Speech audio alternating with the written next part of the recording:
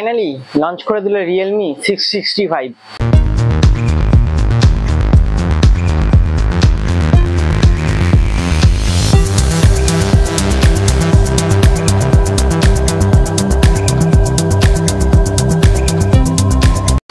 তো রিয়েলমি একের পর দুর্দান্ত ধামাকা দিচ্ছে, বলার মতন না।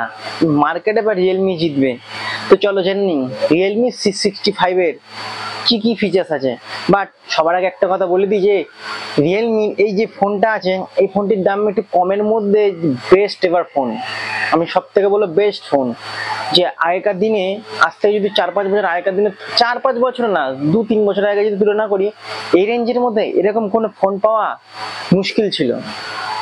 তো চলো জেনে নিই যে এর মধ্যে ফিচার্স কি আছে। হ্যাঁ, ফিচার্স একটু আজকালকার দিনে বাজারের তুলনায় কম আছে, বাট যে দাম আছে সেই তুলনায় ফিচার্স অনেক বেশি। অ্যান্ড লাস্টে এর দুটি প্লাস পয়েন্ট বলবো যে কি কি আছে যারা যারা তবে এটা বলবো যে এই ফোনটি নর্মালি যারা হালকা ফুলকা গেমিং করে তাদের জন্য বেস্ট। বাট এর প্রসেসরটা একটু লো আছে, যার ফলে একটু গেমিং একটু হ্যাং করবে। তার জন্য বলছি এই ফোনটি থেকে একটু হাই রেঞ্জের একটু ফোনটা নেওয়ার চেষ্টা করো। তাও জেনে নিই যে ফিচার্সটা কি আছে। চলো, এর ফিচার্স রয়েছে, র্যামের কথা বলি ফার্স্টে। 6GB RAM and 128GB memory. And বলে রাখি যে এই ফোনটির দাম 12,500 টাকা। এবার ডিসপ্লের কথা বলতে গেলে HD+ ডিসপ্লে। হ্যাঁ, এখানে ডিসপ্লেটা একটু লোয়েস্ট আছে, বাট একটা কথা বলি যে এই ডিসপ্লেটা যদি ভেঙে যায় তবে তোমাদের কম খরচায় এই ডিসপ্লেটা সারাই ঠিক করতে পারবে।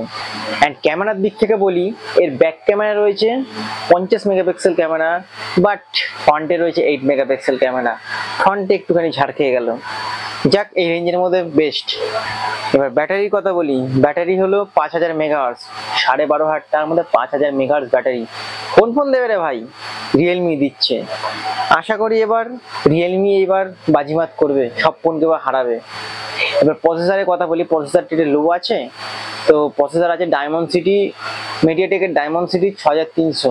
বাট 6300-র মধ্যে এই রেঞ্জের মধ্যে বেস্ট। এই ফোনে হালকা ফুলকা গেমিং, নর্মাল এডিটিং এর জন্য বেস্ট। আগেকার দিনে নর্মাল অক্টাকোর প্রসেসরের থেকে তো ভালো। এবার দুটো প্লাস পয়েন্ট কথা বলি। অ্যান্ড্রয়েড ভার্সন রয়েছে 14, যেখানে 30,000 টাকার ফোনের মধ্যে তোমরা সার্চ করে দেখে নিও যে অ্যান্ড্রয়েড ভার্সন 12, আপগ্রেড করলে যায় 13, বাট এখানে দিয়েছে 14। Plus point. আর একটা প্লাস পয়েন্ট বলি, এই ফোনে তোমরা মেমোরি কার্ড 2TB অব্দি এক্সপ্যান্ড করতে পারবে। মানে বুঝতে পারছো তো, 2TB 512GBর 4 গুণ।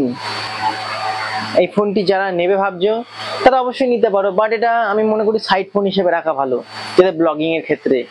তবে এটা বলে রাখি যে এটা এটা ব্লগিং অ্যান্ড নর্মালি হালকা গেমিং এর জন্য বেস্ট, এডিটিং এর জন্য বেস্ট। ফোনটি খুব ভালো, যারা নিতে চাও নিতে পারো। তো চলো রেডি দেবো নেক্সট ভিডিওর জন্য।